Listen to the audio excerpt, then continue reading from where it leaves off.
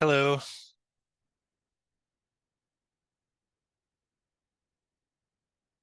Hi, can you hear me? Okay. Hi there, I'm Jane. You're Jane. I'm Todd. Nice to meet you. Nice to meet you, Todd. Thanks for doing this. Oh, glad to. Thank you.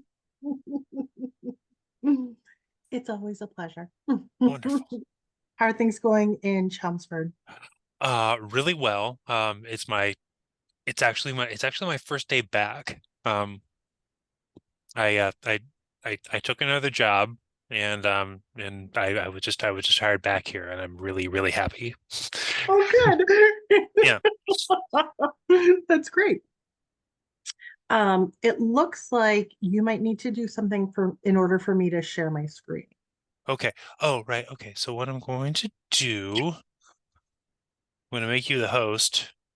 Oh, hold on, not the co-host, but the host.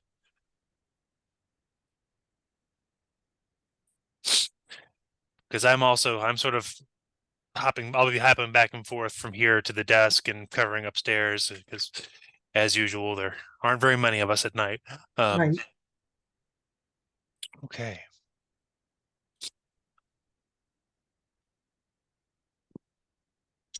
I'm ready to go whenever you'd like to go. All right. So we've already got 63 folks in the room. That's very exciting. Woohoo. Okay, so I'll go ahead and introduce you here. Um, all right. Welcome everybody to another one of our Art on Thursdays here at the Chelmsford Public Library. Our host tonight is Jane O'Neill, and we're going to be talking about Maxfield Parrish. Um, Working in the first half of the 20th century, the New Hampshire artist Maxfield Parrish skyrocketed to success as an illustrator with his distinct saturated hues and neoclassical themes. His prolific career helped to shape the golden age of illustration in the United States, and his fantastic landscapes and ethereal figures transported audiences to other realms. This program provides an overview of the artist's life, inspiration, and artistic output. And our host for the evening, Jane O'Neill, holds a master's in art history from Boston University and a master's in education from the Harvard University Graduate School of Education. She is a New Hampshire native and has worked at some of the state's most esteemed cultural institutions, including the League of New Hampshire Craftsmen, where she served as executive director, and the Currier Museum of Art, where she held the role of senior educator. Jane founded the Currier's Alzheimer's Cafe and led the tour program for the museum and the Frank Lloyd Wright-designed Zimmerman House. She has taught art history at the college level for more than a decade, most recently at the New Hampshire Institute of Art. So without further ado, I will hand it over to you, Jane. Thank you so much. And good evening, everybody. Thank you so much for joining me, especially on a big news night like this. I know you could be tuned into your cable news right now. So I appreciate you taking the time to spend it with me and to learn a little bit more about Maxfield Parrish. And you won't be disappointed. Tonight's program is filled with beautiful images and I will admit a lot of salacious stories. So we are in for it together. Um, Maxfield Parrish painted these beautiful, realistic paintings that inspired imaginations and these beautiful places where innocence sort of seemed to reign. His paintings were in tens of millions of American households by way of reproductions, and this longtime New Hampshire resident was one of the most successful artists of the 20th century. There's so much more to learn about him, right? Okay, let me give you a sense in terms of how we'll spend our hour together. We're going to get started with an introduction to Maxfield Parrish, just a little overview of who he was and sort of how he got going as an artist. And then we'll turn our attention to the Cornish colony, which is really the reason why Maxfield Parrish came to New Hampshire and then ultimately was so inspired by New Hampshire. We'll take a look at the artist's process, including his famous Parrish blues, and then turn our attention to this subject of myth and whimsy. He was considered the master of make believe, and we'll see how that plays out in his paintings. We'll turn our attention to landscapes and light after that, and then wrap up on some of the key players in Maxfield Parrish's story and see if any of them ended up living happily ever after. Question mark. Okay, so just another gorgeous example of Maxfield Parrish's painting on the screen here. We won't be getting back to this one, but it is just a feast for the eyes, isn't it? Okay. let's get started with an introduction to our artist. We can see two images of young Maxfield Parrish here. He was born in 1870 to Quaker parents in Philadelphia, Pennsylvania. And even though he wasn't a practicing Quaker through his adult life, there are perhaps some elements of Quakerism that might have influenced him. One of them being the fact that he never sought the spotlight, really. He never wanted to talk about his art, and he never really wanted to be in the limelight. He never wanted to be really interviewed about what he was doing. The pictures sort of spoke for themselves, and he sought peace, although he wasn't necessarily creating it. In his 20s, shortly after getting married, he took his paternal grandmother's maiden name, Maxfield, as his middle name, and then he later on adopted it as his like professional name. So he went from Frederick Parrish to Maxfield Parrish. It sounded a little bit more exotic and certainly more artsy. So that was a choice on the part of the artist. Now, he got his early training from his father, who we can see over here on the left. That is Stephen Parrish. And Stephen Parrish was so committed to his young son's artistic education. He started training him as early as the age of 3. And then when Maxfield Parrish was in his teens, his father said, we're going on a grand European tour as a family. So what we're looking at on the right is a letter that Maxfield Parrish wrote to his good friend Henry while he was traveling around Europe at the age of 14 years old. And I love this letter because you can see a couple of important things. First of all, he had beautiful penmanship. People sort of gush over his penmanship. In fact, I met someone recently who collected just items that Maxfield Parrish had signed because his penmanship was so beautiful. In addition to that, we see an early interest in cartooning. Certainly, there's all these wonderful drawings here. And then notice the way, too, he even overlaps the letters of the name Hen, his friend Henry. And this interest in overlapping things will play out throughout his career. Okay. So one of the things that happens while he's doing this European tour as a teenager with his parents is that he is exposed to the great masters of art. He goes and sees Michelangelo and Rembrandt and all of that, loves it. But he also goes to Italy and he sees classical ruins and villas with neoclassical sculpture and statuary and architecture. And he is so moved by that. And we'll see how that gets integrated into his artwork throughout his life.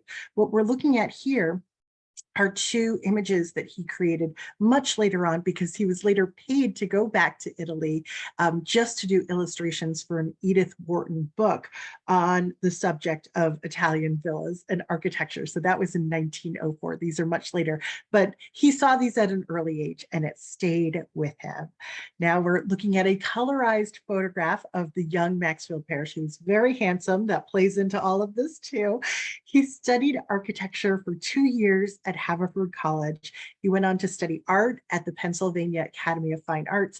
And then at his father's sort of prompting, he went on to study essentially commercial illustration at the Drexel University with Howard Pyle, who was a preeminent illustrator at the late 19th century. He would also go on to train other illustrators like N.C. Wyeth. So Howard Pyle was the perfect person to train with. And Maxfield Parrish was on this path to become a commercial illustrator and found some immediate success. What we're looking at here on the left is it is actually his first magazine cover design. Obviously, it's the Easter cover of Harper's Bazaar from 1895. And we can see it's sort of got this Art Nouveau flair to it with these elegant women in their black and white patterned dresses. And of course, Art Nouveau is sort of all the rage in Europe at the time. But over the course of his career, he would do illustrations for a number of publications, everything from Collier's to Hearst's to Scribner's to Harper's Bazaar and Life magazine, as we can see on the right here. And during this time, over the course of the next few decades, his style for these magazine covers dramatically changes. So he goes from Art Nouveau to realism, sometimes to caricature to realism. We get a little bit of a mix of that with the Life magazine. It's another Easter cover, and he's giving us a smiling Humpty Dumpty here. But we also see this wonderful Maxfield Parrish light in the background. It's a little preview of things to come later on. Now, in addition to working on all of these cover illustrations, which admittedly will not be our focus tonight, he was also financially buoyed by the fact that he was illustrating books too, a lot of children's books in the early part of his career, including Arabian Nights that we can see an example of over on the left, and then like his last great book illustrations were for a book called The Knave of Hearts in 1925. It has been called the most beautifully illustrated book ever made. If you'd like to see more of that, you could probably check it out of your local library. But for tonight, we're going to focus on mostly mythological paintings that he did later on in the 20s, and then landscape paintings. So let me introduce you to some key players in Maxfield Parrish's world. The first is Lydia Austin, who would become his wife. He met her when he was an illustration student in Philadelphia. She was actually his teacher, though she was 2 years younger than him. And she was a beautiful woman, and he wooed her in that same year that he got that first magazine cover. He also married her. Curiously, just a few days after their wedding, he went and traveled to Europe by himself. And he's writing her all these letters about what he's seeing and what he's experiencing, completely, seemingly unaware that he was on a honeymoon by himself. This is a little bit of foreshadowing for you. Now, the couple went on to have 4 children, 3 boys and a girl. And we can see Lydia over here in a sleigh, I'm sure, in northern New Hampshire with 2 of those children. But that doesn't mean that things are uncomplicated for the Parrishes. Shortly after the birth of their first son, the Parrishes hired a 15-year-old girl for help around their house. Her name was Sue Lewin. We can see her here on the left. And she would go on to become a model and a muse for Maxfield Parrish, who we see on the right, for the next 50 years. And I will mention that she was about 20 years younger than Maxfield Parrish. Now, Sue Lewin was from rural New Hampshire, and she was one of 6 kids. She had very limited experience when she walked into Maxfield Parrish's world. But we can see her here modeling in a photograph that he then translated into a painting. And the very first painting that he created with her image in it was called The World of Make-Believe, or The Land of Make-Believe from 1905. How perfect is that? This was a cover for Scribner's magazine. And that is exactly what Sue Lewin was walking into. The Parrishes were educated and successful and sophisticated. They were a completely different world away from Sue Lewin. And so here he immortalizes her on the cover of this magazine. Here's the total finished work here. And we'll be talking about all of these design elements over the course of the evening. But here we see the Grecian urns, the giant columns, the abundant flowers, and a sun-kissed rock face way out here in the distance. And this is a style that, of course, Maxfield Parrish would become most closely associated with. Now, keeping on the subject of Sue Lewin for just another minute more, just to scandalize you just a little bit more, Maxfield Parrish set up residence in his art studio, and Sue Lewin actually moved in with him so that they could work together more closely. Not long after that, his wife Lydia started taking long international trips with their children. But the townspeople from this very, very small town in New Hampshire where he was living, they were kind of scandalized by this. And a group of them approached him, went up to his door, and tried to kind of get information and maybe intercede on behalf of this young local girl who was maybe being taken advantage of.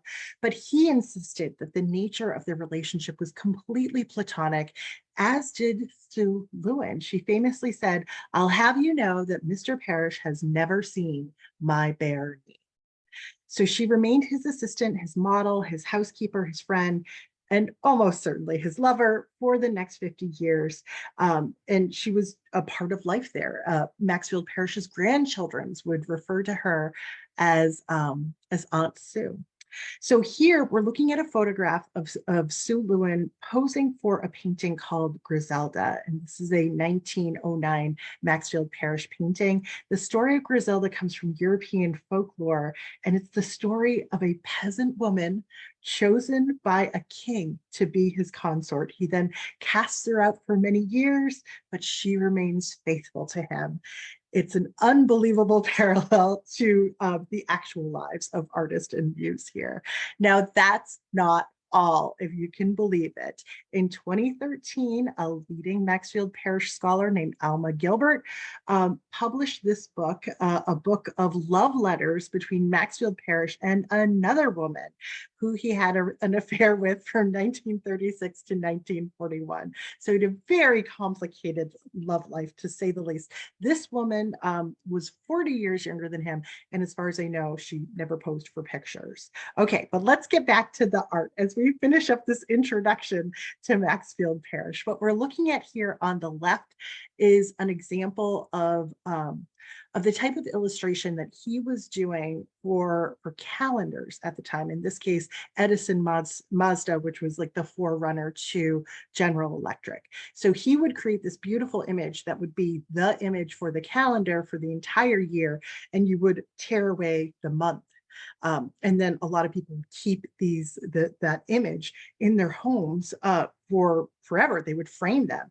So this was the golden age of American illustration. This is when innovations in printing technology allowed for the mass reproduction of art images. And now art was well within the reach financially of the average American. And Maxfield Parrish was able to exploit that in such a smart way. So he made these paintings for these calendars. They were reproduced in the hundreds of thousands, and they were sold at the time for like $1.25. Maxfield Parrish was really the first artist smart enough to copyright his work and license images of his paintings for one-time use only. He said, other artists paint a picture and just sell it. I paint a picture and use it as a calendar, an art print, playing cards, a greeting card, and a puzzle, and then I sell the painting. I sell my paintings 5 or 6 times. And that means that by 1910, he was so successful, he was earning $100,000 a year, when on average, it cost about $2,000 to buy a house.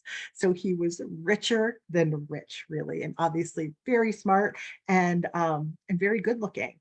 So he was living on top of the world, and he called himself a businessman with a brush.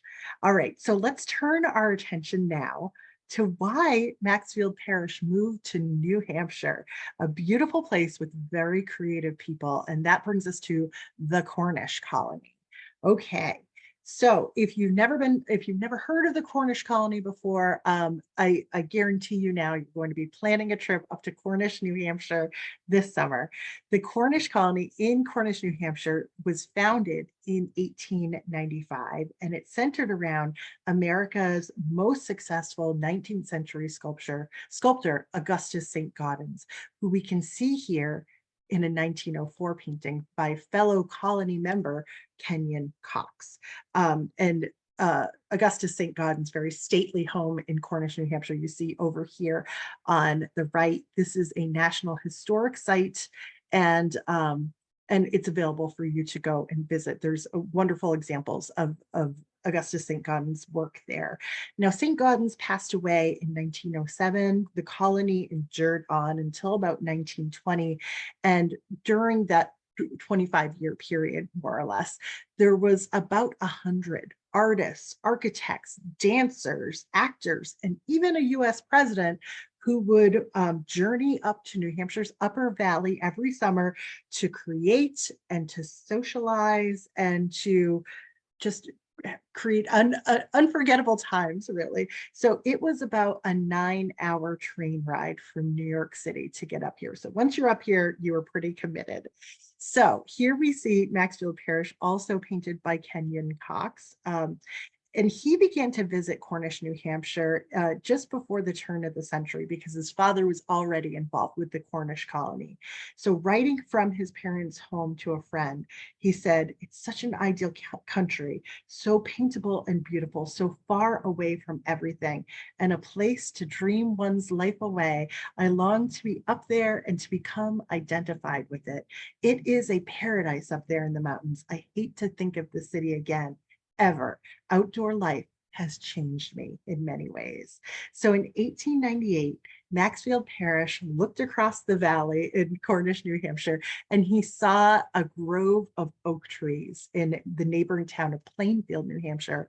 And he went and he bought the land and he started building a cottage for him and his wife, Lydia. And this is that cottage under construction, probably at a later stage of construction, what we're looking at here. So this is where he and his family lived. These are two photographs of Maxfield Parrish with his kids, and his family, along with other families that stayed in New Hampshire throughout the entire year, were called chickadees because apparently those are birds that are that are hardy birds that can withstand the cold. So Maxfield Parrish was here in New Hampshire year round, and they became very prominent members of the colony. It was sort of like Augustus St. Gaudens, and Maxfield Parrish was right underneath. So when the First Lady of the United States of America, Ellen Wilson, went to visit the Maxfield Parrishes, this is what she wrote to her husband, the President of the United States, in 1913. "I just came back from visiting the Maxfield Parrishes. The menage is charming in every respect. In the first place, they are all so good looking. He is really a beautiful young man and charming too. And Mrs. Parrish is lovely. She has 4 beautiful children and is evidently a devoted mother." She was an artist herself. So here are the Parrishes living in this remote rural part of the country, but they were in very good company. Their home, their property was called the Oaks because of these massive oak trees that were on the property. They are some of the oldest and largest oak trees in New Hampshire. This one here is actually tied for the largest. It's more than 19 feet around. It's hard to really get a sense of the scale here. So I visited this property a couple of years ago, and I have a photograph of it with my mother standing next to the tree, and you get a sense it is a massive tree here. And it's a tree that found its way into his paintings. It inspired his works. So we're over here on the right, we have a 1909 mural by Maxfield Parrish. This is just a detail of it called the Pied Piper. It's in a San Francisco hotel bar, believe it or not. But that massive tree in the backyard, in the background, I should say, is no doubt inspired by what was in his backyard, right? So here is the Oaks as it looks today. Maxfield Parrish had expanded it from a 4-room cottage into a 15-room like manor house with 5 bathrooms.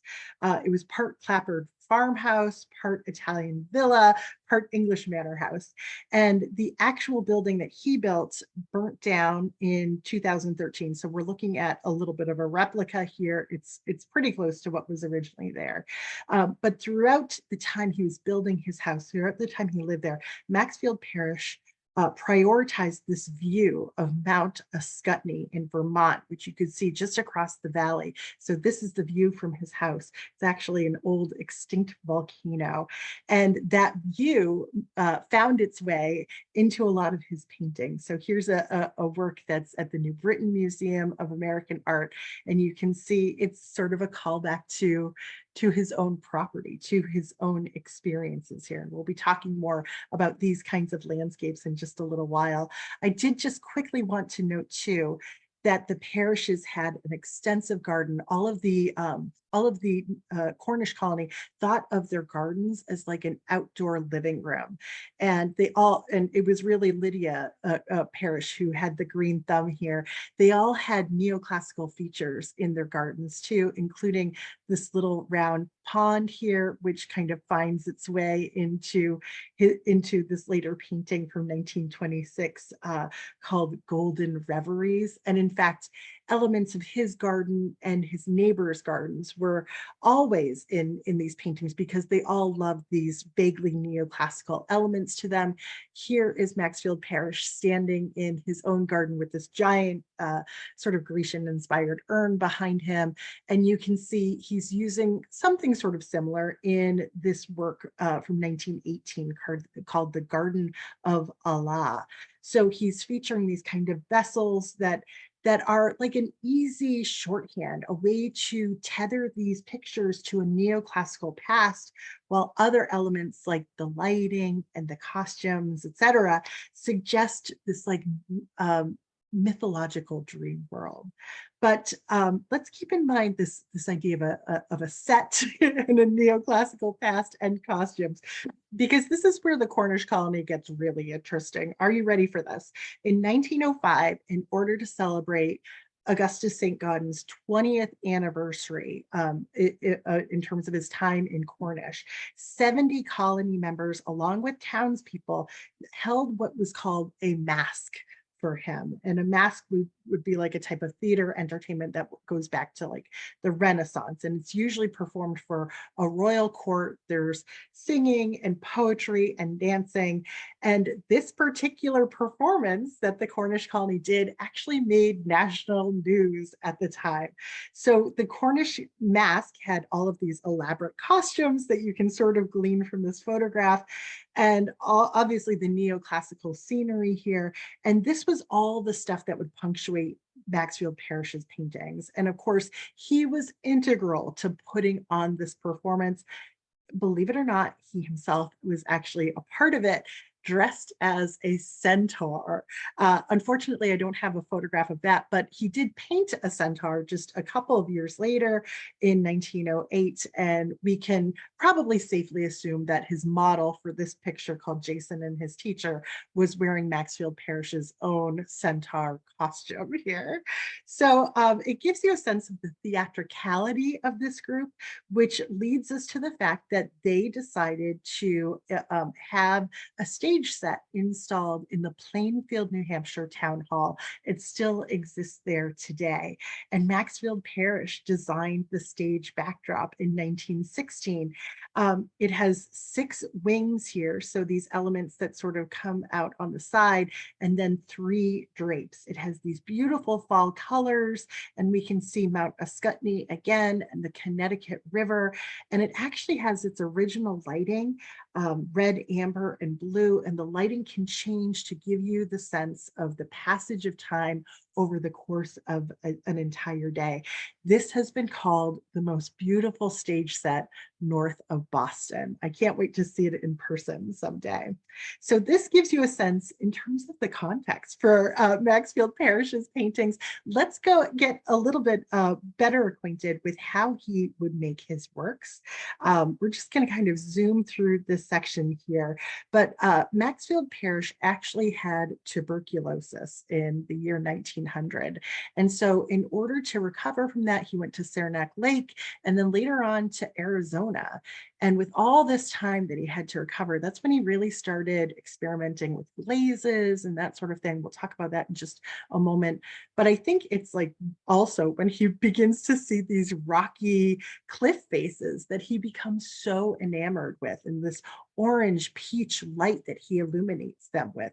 This is actually a much later painting of Arizona, but I think this is when Arizona sort of gets in his soul. When he gets back from Arizona, he decides that there's way too much distraction in this giant manor house that he has built. So he builds a 15-room studio 40 feet away.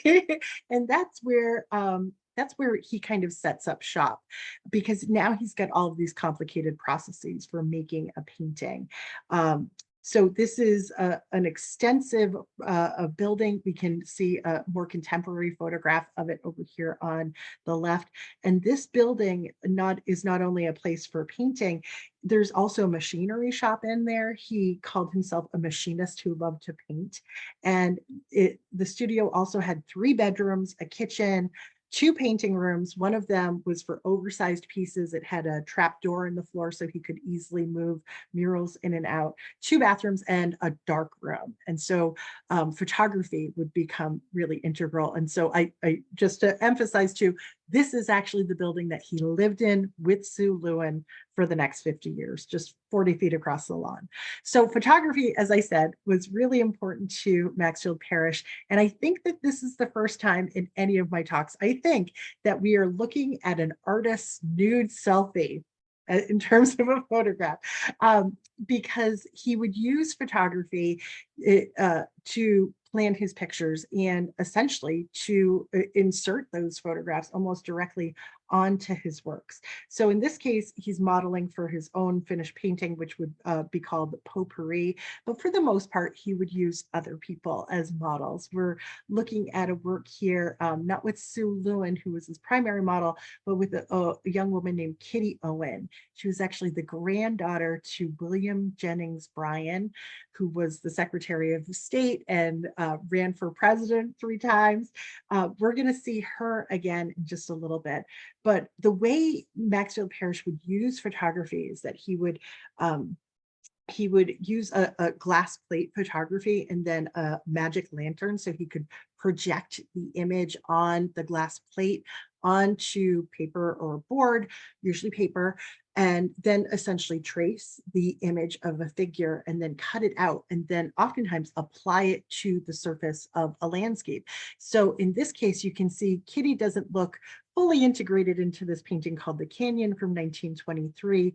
There's this sense of 3 dimensionality in the work that is really kind of fascinating, but it oftentimes comes from the fact that he is applying works to the elements of the picture, oftentimes figures, to the surface and then varnishing them in. And these figures have a photographic quality to them because he is so closely and mechanically tracing them in. Now, he also didn't want to just paint Mount Ascutney, so he would build these little landscapes in his studio using these little, creating these little stage sets oftentimes, but he would find these giant rocks, usually quartz, because the rock elements would shine so nicely in the light. So he would shine a light on them and put them on top of a mirror and get like that great reflective quality that you so oftentimes see in his paintings. This little set that he built is oftentimes associated with this painting called Romance. I don't really see a great one-to-one connection here. And there is actually another painting called Romance where you see more of these craggy rock outcroppings. I think that this is a better one-to-one connection that we see from his little built piece to a finished work like this. We can also see another built set in this painting called Mill Pond. And in this case, putting this little stage set that he built on a reflective surface just works so well in order to create this cool, placid pond, this reflective surface in his painting. And so you can't always tell, but you can sort of make a guess here that he might have cut out and applied to this canvas everything from sort of that center line down. It does seem to kind of emerge out towards us in an interesting way. So now we get to Maxfield Parrish Blue. Parrish Blue, and this is an element that he is probably best known for. And the way he would achieve this beautiful blue was he would oftentimes take pure pigment, just cobalt blue, and drag it across the top of a white board, and then laboriously using a stippling brush, drag it down. It's sort of like a violent act to bring that color down. He wouldn't dilute it with any white paint. He wouldn't mix in the white paint. It's just bringing that pure pigment down towards the horizon line here.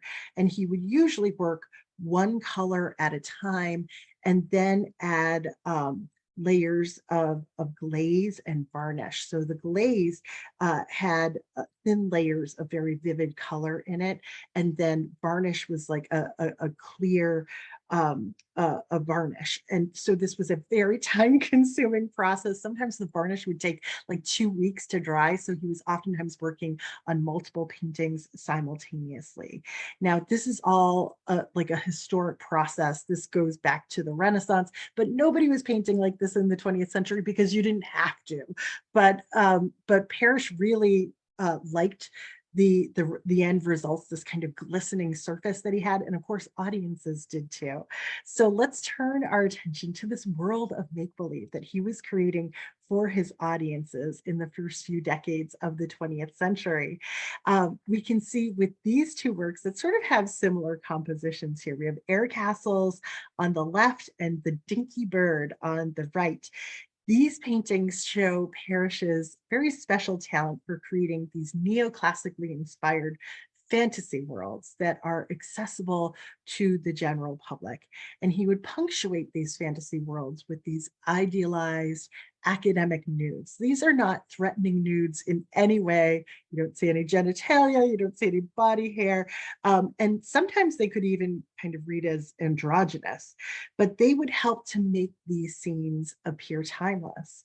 And blowing bubbles and swinging on swings, these are quintessentially innocent childhood activities. And he would set these activities against these kind of dreamy medieval hilltop cities.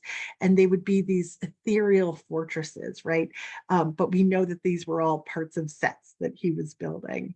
Now, he would sometimes directly reference children's nursery rhymes or stories. This is actually a massive mural that he painted for John Jacob Astor IV, and this is 1906. This is based on the British nursery rhyme Old King Cole. And when John Jacob Astor commissioned this, he had one request, and that was to put his own face as the face of Old King Cole here.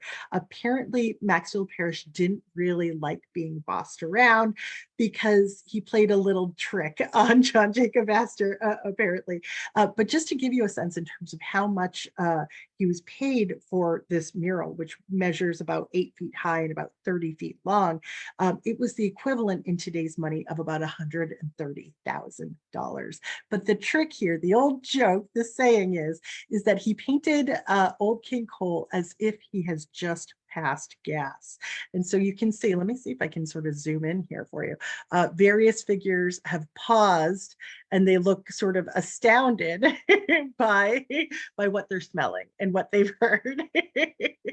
So Maxfield Parrish was clearly someone who wasn't afraid to ruffle a few feathers. This brings us to The Lantern Bearers, which is really, I think, one of his most beloved works. It's at the Crystal Bridges Museum of American Art down in Bentonville, Arkansas. It was painted in 1908 for Collier's magazine. And it's just so striking because we have this sense of these golden lanterns that really do seem to illuminate what almost seems like a theatrical setting here, right? Against this Parrish blue night sky. Now, there are 6 lanterns here, but there are also 4 other golden orbs in the background. Maybe this is the moon over here. So there's a little bit of mystery as to what is going on. And then we have these 6 figures, these clowns. They're known as pierrots, which is like a stock comic French character from like pantomime. And pierrots are a symbol really for putting on a mask for one's true feelings. And that is just so appropriate in this case because the person that posed for all 6 of these figures was none other than Sue Lewin. And we can see her here adopting that same pose as the figure on the far left. So this idea of masking your true feelings. It seems to come out in quite a few of his works. Now, this next image that we're looking at was actually on the cover of the Ladies' Home Journal. This is not an image by Maxfield Parrish, but it is about Maxfield Parrish. We are looking at the ladies' dining room in the Curtis Publishing House building, which was in Philadelphia, Pennsylvania. And in the early years of the 1900s, you wouldn't let all of these women go out and have lunch in the city. movie. They were sort of cloistered in this building on the very top floor, and Maxfield Parrish was paid to create a series of murals for this space. And you can just sort of get a sense of the scale. They are these kind of golden um, sections within the wall here. This is really Maxfield Parrish's most ambitious cycle of murals. They're all 10 and a half feet high. The largest one was over 17 feet wide.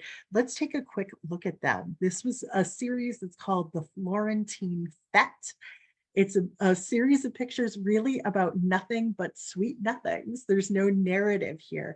We see a few more of these pierrots, right? So there's no hidden meaning. It's just these characters in this kind of fanciful dress, the neoclassical settings, right? This could be a garden wall in Cornish that might have inspired this. Now, there's close to 200 figures over the course of the entire cycle of murals. Sue Lewin posed for more than 150 of them, apparently. Maxfield Parrish posed for a few of them himself. This is a self-portrait of the artist looking much younger way over here on the far right. Now, if you're dying to see these works, they have been permanently installed at the National Museum of American Illustration, which is temporarily closed, but when it reopens, it gives us all a reason to go down to Newport, Rhode Island real soon.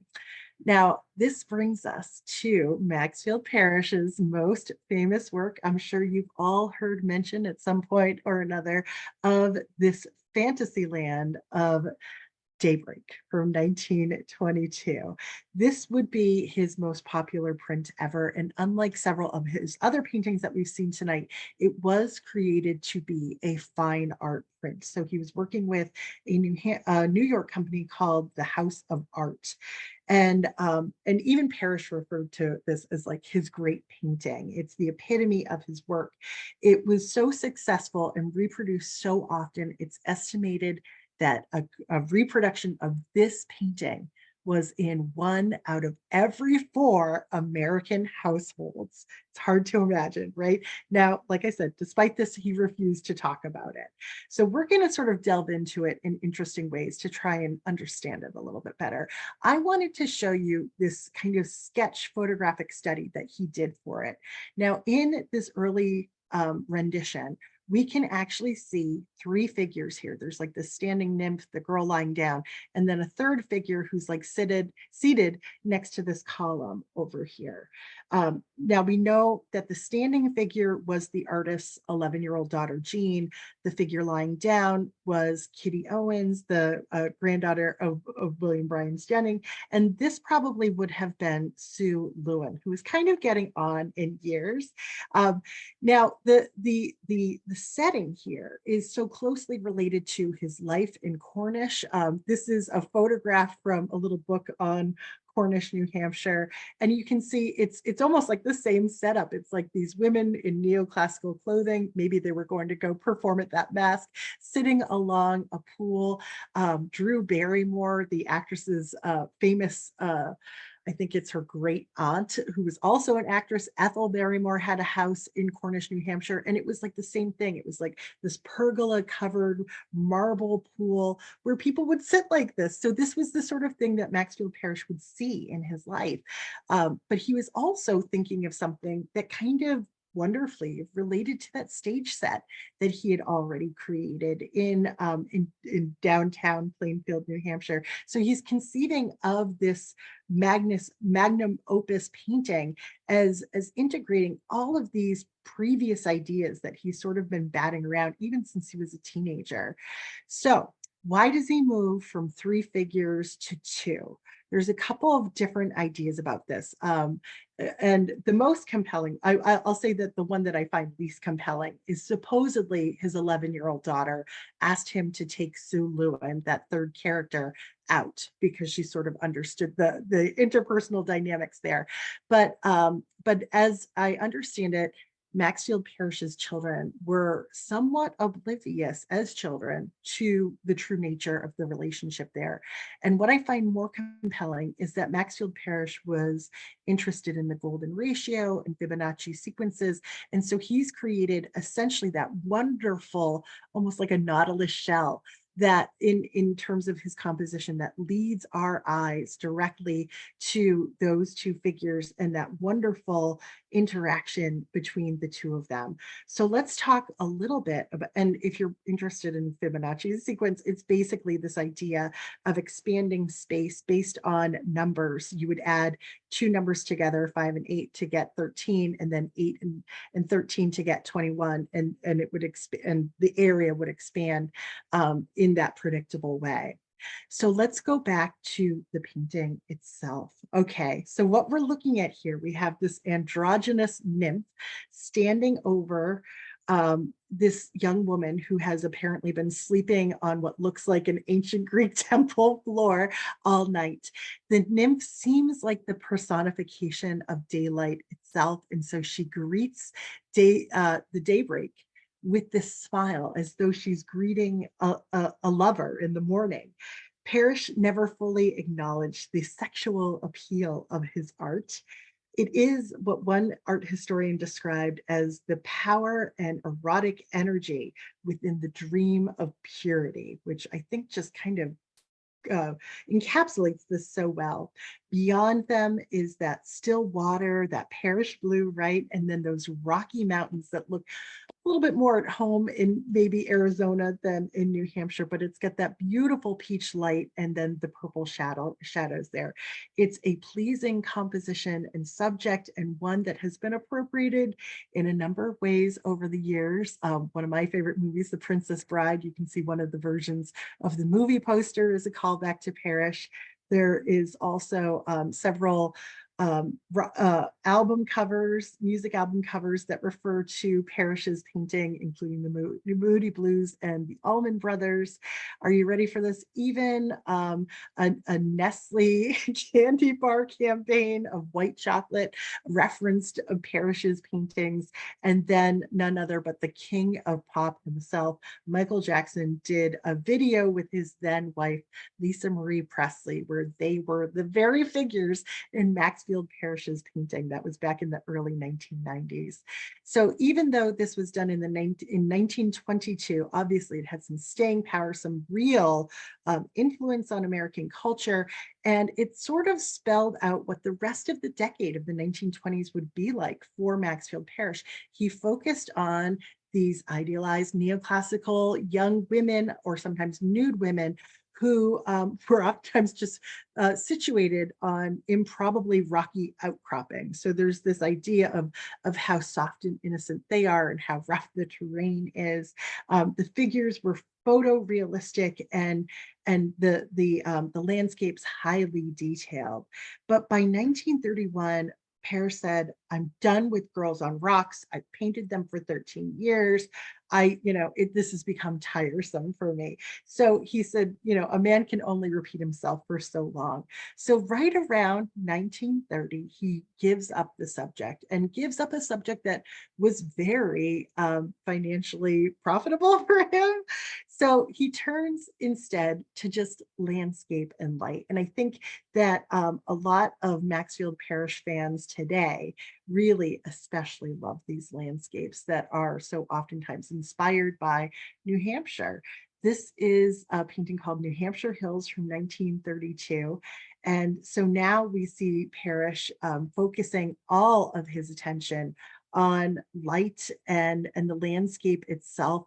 Oftentimes you get these beautiful complementary colors between the lavender of the mountains and then this beautiful sort of ochre yellow in the foreground. Sometimes there's a quaint little cottage or barn, but in this case, it is the detail of this rock outcropping and this lovely summer day here. Everything's idealized. We've got the mountains, the rolling meadows, the grand oak trees, and the humble little barns. So these jewel-like colors, I think, just kind of pull us in. We don't need the girls on the rocks. There's enough here to kind of feast our eyes on. And sometimes Maxfield Parrish just decides to focus in on a massive tree. This one's called Autumn Brook from 1948.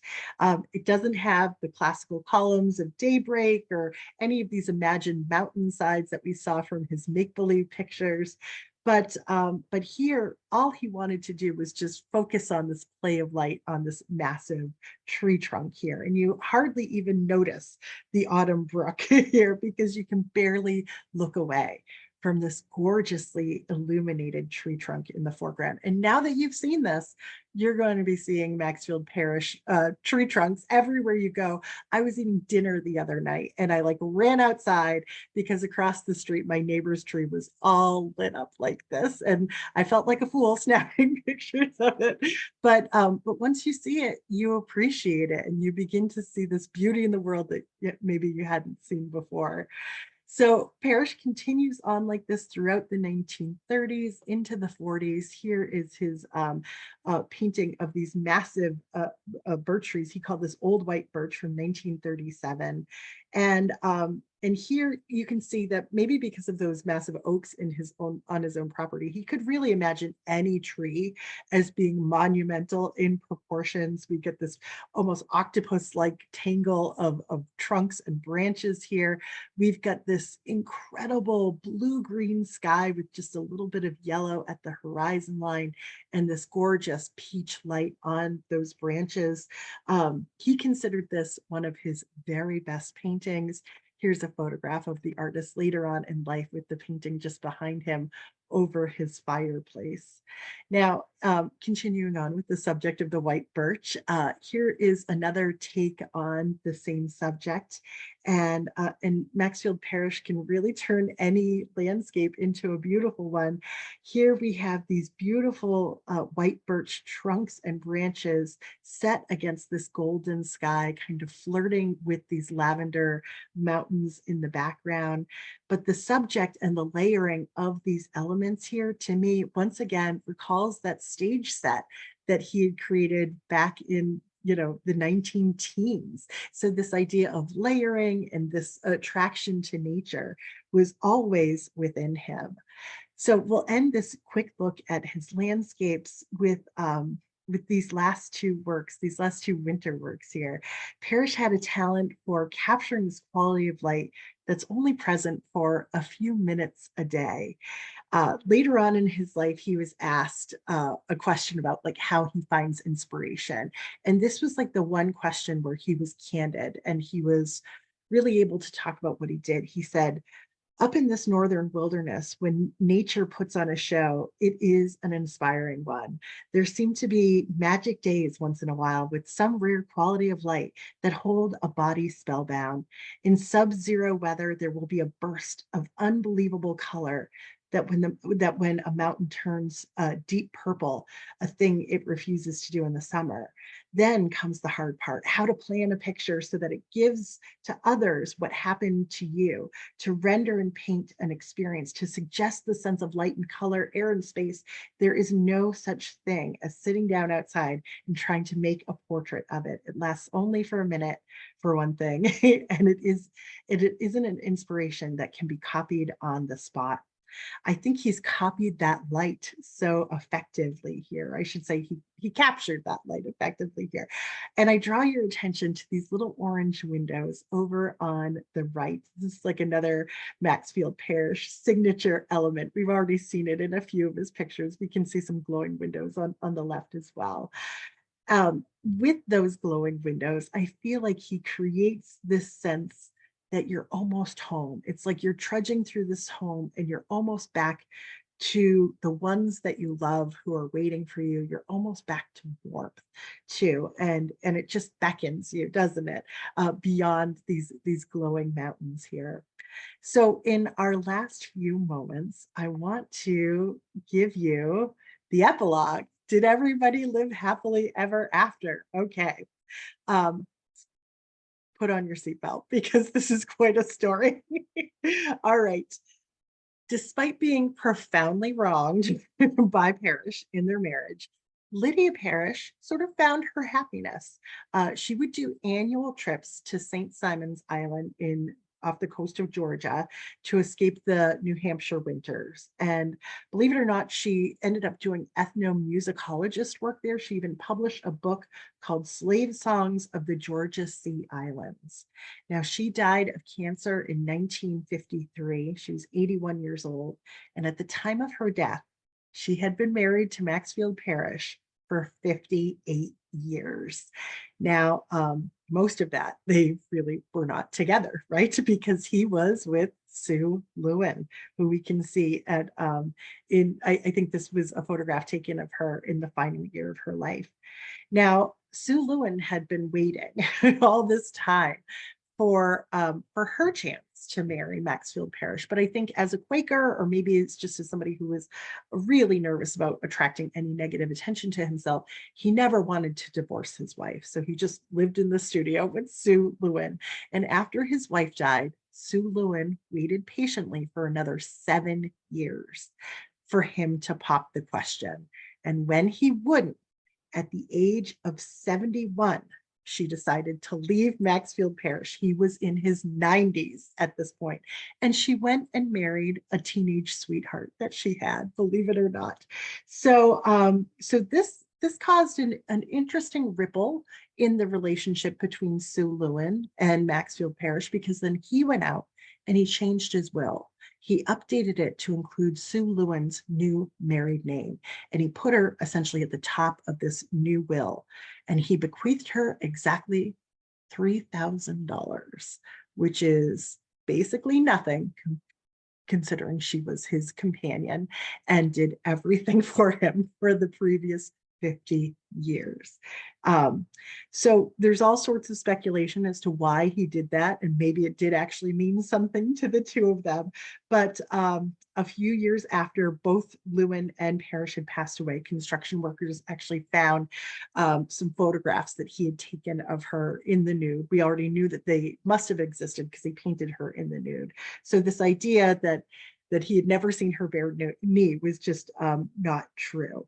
So the story of Sue Lewin and Maxfield Parrish was ignored for many years. Believe it or not, one of the first primary biographies on him only mentioned Sue Lewin in one sentence. So Sue Lewin passed away in 1978, and she was interred alongside her husband in a cemetery in Plainfield, New Hampshire. So Maxfield Parrish passed away. Well, he painted until he was 91 years old, I should say, and his career spanned 65 years. The image on the left is called Getting Away from It All. It was painted in 1961, and it was actually the artist's very last work. It has all of these familiar elements, right? His style essentially didn't really change over 65 years. And even through all of these modern art movements, think he's painting at the same time as Picasso and Pollock, he just stays steady. So this painting is really thought of as like a goodbye from the artist. We've got this single little house located near all of these magnificent mountain peaks here, and it is surrounded by winter snows that are tinged by the approaching dawn. And even though art historians sort of like to focus on this beautiful setting here, I think that there's something about this snow-capped little house here with the light still on inside that really seems like a self-portrait of the artist as well.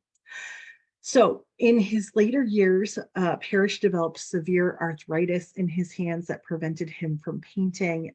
He passed away at the age of 95 in New Hampshire. Just before he died, he was quoted in the New York Times as saying, "I don't know what people find or like in me. I'm hopelessly commonplace. Current appreciation of my work is a bit highbrow. I've always considered myself a popular artist." So we end tonight with just sort of a peek back in terms of considering how his work has influenced so many over the years. It's a part of our visual culture, even if you didn't recognize it. It's on everything from Elton John music covers to US postage stamps. Maxfield Parrish created a romantic world of wonder enjoyed by people of all ages and of different ages, really. I mean, it's withstood the test of time. He painted graceful maidens in classical gossamer gowns and rarefied mountaintops, castles, and villas. And he stirred the imaginations of his vast audiences. In the end, it seems that the only thing to truly capture his heart was the rolling hills, the majestic trees, and the atmospheric light of his adopted home state of New Hampshire. So I will end there for now, and I welcome any questions or comments you have about Maxfield Parrish. I will start looking at the Q&A here. Someone asked, what was the first magazine I showed that was done in pen and ink? Strap in, we're going to get a little bit of whiplash. We'll go all the way back. That was Harper's in 1895, the Easter cover there. And, looking back, you can even see some of those little hilltop villages that are going to become really such a familiar part of his body of work. Larry asks, what medium did he usually paint with? Oil. Oil, that's correct. Yes. Linda Holt says, where can we see some of his paintings? A great place to see his work is at the National Museum of American Illustration in Newport, Rhode Island. They're currently closed for renovation. I'm not sure when they are reopening. It doesn't have that information on their website, but they do have an email address. You can reach out to them. It is on their websites. Karen says, two quick questions. Did his Parrish blue and painting techniques have any influence on later artists? I'm not sure about that, to be honest, Karen. Apparently, it was very laborious. You can go onto YouTube and you can see some people doing like Maxfield Parrish demonstrations, and it's very time consuming. And he didn't invent it. It was a process that existed before him, but I'm not sure anybody else kind of took up the mantle after him. Your second question was, will his use of varnish cause color on originals to change or deteriorate? That's a very good question too. As far as I know, I don't think so. I'm not sure. The varnish that he used was clear. We oftentimes think of like old masterworks being varnished and then it kind of turns a little bit brown. His was clear. I do think that it caused a fair amount of like crackleture on the surface of the works, which has been problematic in preserving them, but I'm not sure if it discolors them at all. Great questions, Karen. Someone else asked, do you have a sense of whether Parrish's inclusion of fantasy figures in his early works was more for commercial appeal or for his own self-expression? Great question.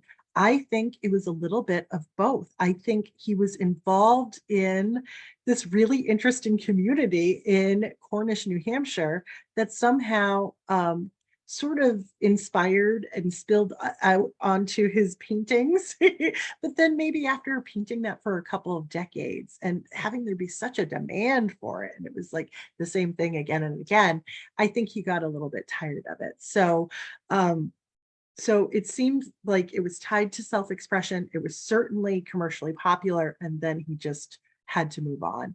What year did he die? I believe that was 1966 for Anne Sullivan. And somebody else asked, who controls the Parrish estate today? Great question. I am not totally sure, but I believe Alma Gilbert, who wrote that book about those secret letters that I referenced, she's written a number of books on Maxfield Parrish. She had actually moved onto his property and was trying to turn it into an art museum for several years after his death. I think she has a lot of, or she had at least a lot of control over the estate. So I'm not sure where things stand today. Did any of his children become artists? Yes, he actually had a son named Maxfield Parrish Jr., who you'd think would become an artist, but as I understand it, his boys sort of gravitated more towards like engineering machinery as he had, and his daughter Jean had become an artist in her own right. David and Cindy, thank you so much for your kind words. Somebody else asked, does the first picture of Sue Lewin show Lydia peering at her? First picture of Sue Lewin. Oh, interesting. Going back to the land of make-believe here. Well, it's hard to say. Actually, I almost suspect that is Sue Lewin twice because he wasn't afraid to use her as multiple figures in a work. And it seems as though after Lydia had a baby, she was just too busy for modeling, or maybe was not the type of figure that he wanted to paint. I'm not sure. Ron asks, is the Oak site open to the public? It is, because it is an Airbnb. You can go and stay there, which I think would be very, very cool. You can literally just Google Maxfield Parrish Airbnb and you can go and check it out. But when you stay there, you're staying in like another building that's on the property, not in the rebuilt house or in the studio. But I've met the guy who owns the property, and he was very generous in terms of showing me around when I went to go visit. Laura asks, there was a theft of a number of panels many years ago. Were they ever recovered? Thanks for asking that, Laura. I'm going to show you those panels. They have not been recovered. They are still, I think, on the FBI's top 10 most wanted stolen works of art. And here they are. They were a part of a major mural commission that he did for the prominent arts family, the Whitneys. And they were in a gallery in Los Angeles, and I believe they were cut out of their frames and stolen. So these would probably be worth several millions of dollars. Kathleen says, is there no museum dedicated to his work? Nothing. Alma Gilbert did try to get that going right there on that property, but for whatever reason, it didn't work out. And Sharon, I got to the question about his children. Ellen asks, as his children got older, how did they feel about him living with another woman? It's so funny, and just what I've gleaned from the books is that there was no sense of any impropriety really when they were children, at least. But one of the sons had been talking to a shrink when they were a little bit older as an adult.